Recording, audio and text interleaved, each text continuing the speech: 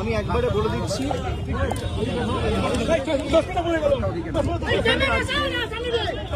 ভাই আসতে লেগে যাবে।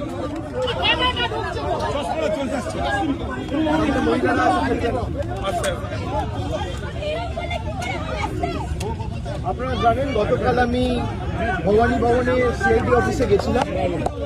সেখানে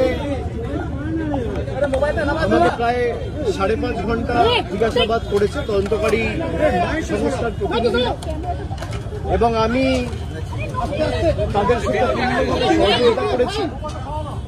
আমার লিগাল রাইট, আমি কোর্টে মুভ করব। কোর্ট আমাকে 6টার মধ্যে গতকাল ভবানী ভবনে সিআইডি হেডকোয়ার্টারে সশরীরে উপস্থিত থাকার জন্য নির্দেশ দিয়েছিল। আমি কমপ্লাই করে প্রায় 12-13 মিনিট আগে, 6টার আগেই কালকে ভবানী ভবনে গেছি, এবং 11:30টার কাছাকাছি ইন্টারোগেশন প্রশ্ন উত্তর পর্ব শেষ হয়, প্রায় 5.5 ঘন্টা ধরে চলে। এবং আমাকে আবার সেখানে একটা নোটিশ দিয়ে আগামী 14 তারিখ অ্যাপিয়ার করার জন্য বলা হয়। আমি 14 তারিখ কলকাতায় আছি, আমি 14 তারিখ অ্যাপিয়ার করবো আবার। আমি কোনো তদন্ত এড়িয়ে যাইনি। আমাকে দিল্লিতেও তদন্তকারী সংস্থা যখন ডেকেছে আমি গেছি, কলকাতাতেও নিজাম প্যালেস হোক, এদিকে সিজিও হেডকোয়ার্টার হোক, ইডির কাছে হোক, আমি গেছি।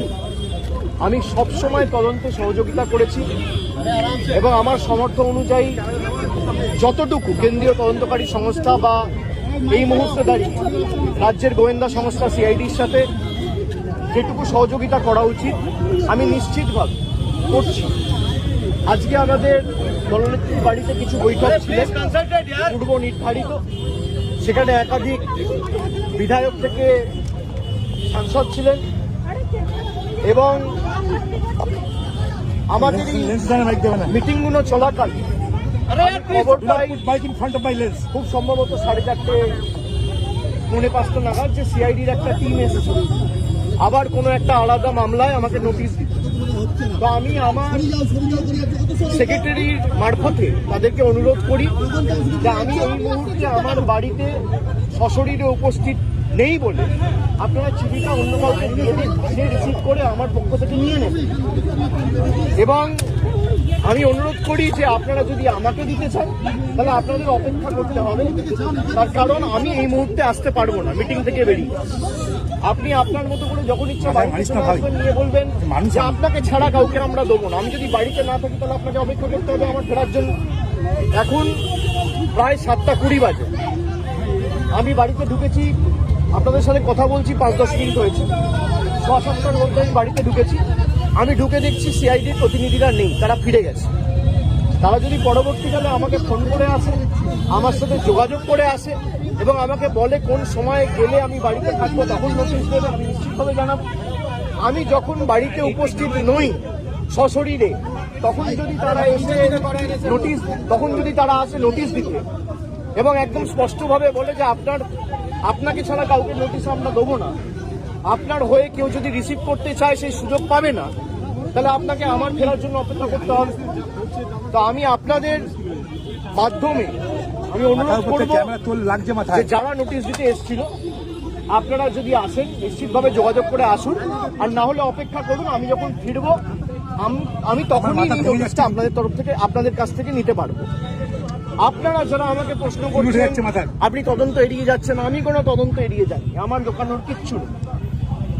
আমি কেন্দ্র তদন্তকারী সংস্থার সম্মুখীন হয়েছি এখনো পর্যন্ত 8 থেকে 10 বার। যারা এতদিন ধরে তদন্ত চালাচ্ছে আমাকে যখনই ডেকেছে আমি গেছি। আমাকে সিআইডি সামান দিয়েছিল, প্রথম সামান 30 তারিখ। 30 তারিখ বিকেলে আমার উপর আক্রমণ হয়, আপনারা দেখেছেন। 48 ঘন্টা আমি বাড়ি থেকে বেরোতে পারিনি। আমি সময় চেয়েছিলাম, আমাকে 8 তারিখ ডাকা হয়েছে। 8 তারিখ আমি ছিলাম না। আমি 6 তারিখ দিল্লির উদ্দেশ্যে রওনা দিয়েছিলাম, ইন্ডিয়া জোটের মিটিং ছিল। 8 তারিখ তারা জানে যখন আমি দিল্লিতে, তখন 8 তারিখ বিকেলে নোটিশ দিয়ে বলা হচ্ছে 9 তারিখে আসুন। 9 তারিখেও আমার বৈঠক ছিল। আমি গতকাল সঙ্গে সঙ্গে যখনই আমি কোর্টের নির্দেশ পেয়েছি আমি সঙ্গে সঙ্গে 6টার আগে গেছি, এবং তারা যে প্রশ্নগুলো করেছে আমি তো এখানে আলোচনা করতে পারি না, যদিও আমি দেখছি মিডিয়া অনেক কিছু বেরিয়েছে, আমায় কি প্রশ্ন করেছে তদন্তকারী সংস্থার কাছে আর আমার সাথে কি আলোচনা হয়েছে এটা মিডিয়ায় চলে আসছে। এবং আমি বাড়ি ফেরার আধ ঘন্টার মধ্যে আমাকে প্রথম প্রশ্ন কি করা হয়েছে, আমাকে দ্বিতীয় প্রশ্ন কি করা হয়েছে, আমাকে তৃতীয় প্রশ্ন কি করা হয়েছে, তার উত্তরে আমি কি বলেছি সব আমি দেখছি মিডিয়ায় রিপোর্ট হয়ে গেছে। আমি এটা নিয়েও আগামী দিন হাইকোর্ট মুভ করব। আমি যখন তদন্তে কি আলোচনা হয়েছে কারোর সাথে আলোচনা করছি না, তার মানে আমি ধরে নিতে পারি তদন্তকারী সংস্থার কাছ থেকে মিডিয়ায় এই খবরগুলো লিক হচ্ছে। যদি লিক হয়ে থাকে ইনভেস্টিগেশনের উদ্দেশ্য তো ঠিক নয়। সুতরাং আমি বারবার তদন্তকারী সংস্থা যেখানে আমাকে ডেকেছে আমি গেছি। আমি যদি কলকাতায় উপস্থিত না থাকি আমি তো যেতে পারি না।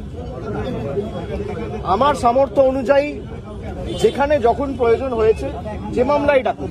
আর এখন সরকার পাল্টেছে, এরা বিভিন্নভাবে মামলায় আমাকে ট্যাগ করবে। আমি শুনেছি যে মামলায় আজকে আমাকে নোটিশ দিতে এসছে, আমি বলেছি 4 তারিখের পর ডিজে বাজে। আমি প্রশ্ন করতে চাই যে আমি যদি সত্যি কোনো ভুল বলে থাকি, আমি এই স্টেটমেন্টগুলো কবে করেছি? নির্বাচন চলাকালীন। নির্বাচন যখন চলছে, ল অ্যান্ড অর্ডার, আইন শৃঙ্খলা কার আন্ডারে? ইলেকশন কমিশনের আন্ডারে। মমতা বন্দ্যোপাধ্যায়ের আন্ডারে তো ছিল না। তাহলে তখন আমার বিরুদ্ধে এফআইআর হলো না কেন? ইলেকশন কমিশনের বিরুদ্ধে কমপ্লেন হলে ইলেকশন কমিশন আমার বিরুদ্ধে ব্যবস্থা নিল না কেন?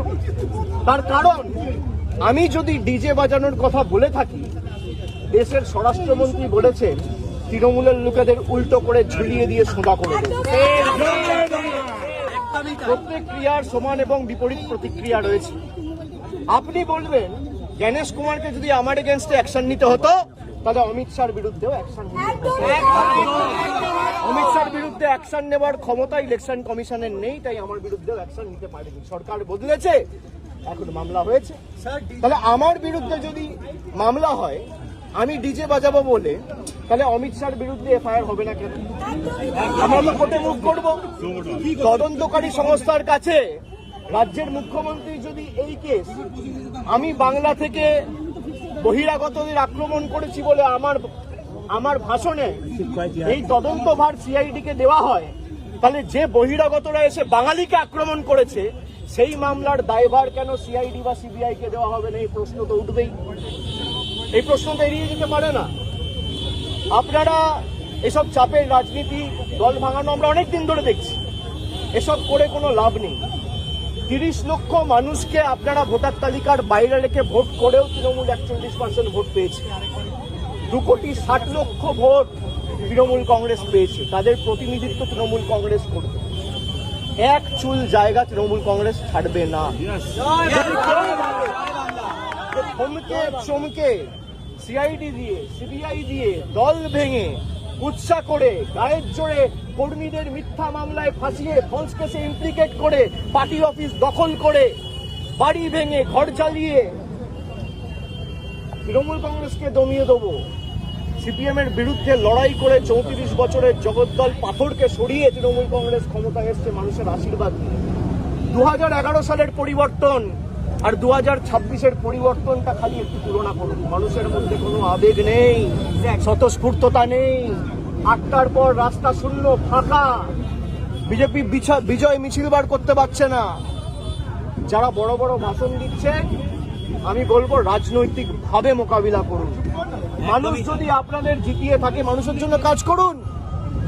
মানুষ বুলডোজারের জন্য ভোট দেয়নি, মানুষ কর্মসংস্থানের জন্য ভোট দিয়েছে, শান্তি শৃঙ্খলা সম্প্রীতির জন্য ভোট দিয়েছে।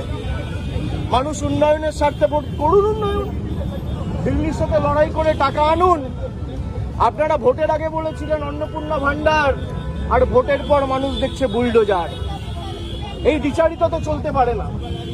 আমি মিডিয়ার বন্ধুদের বলবো, কোনো স্পেকুলেশন, কোনো আলোচনা না করে যদি কেউ ভুল তথ্য পরিবেশন করেন, আমরা কিন্তু বাধ্য হব হাইকোর্ট, সুপ্রিম কোর্ট অবধি যেতে পৌঁছাতে।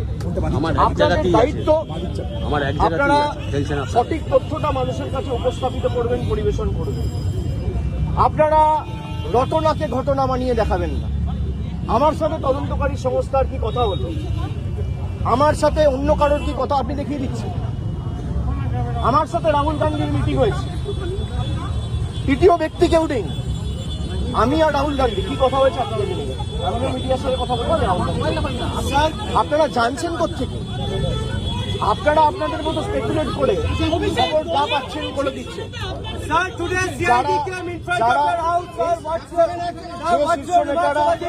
যে শীর্ষ নেতারা আমার বিরুদ্ধে কথা বলছে, দলে আলোচনা করার জায়গা রয়েছে, এবং আপনি স্পেসিফিক্যালি বলতে পারেন কল্যাণ বন্দ্যোপাধ্যায় বলেছে।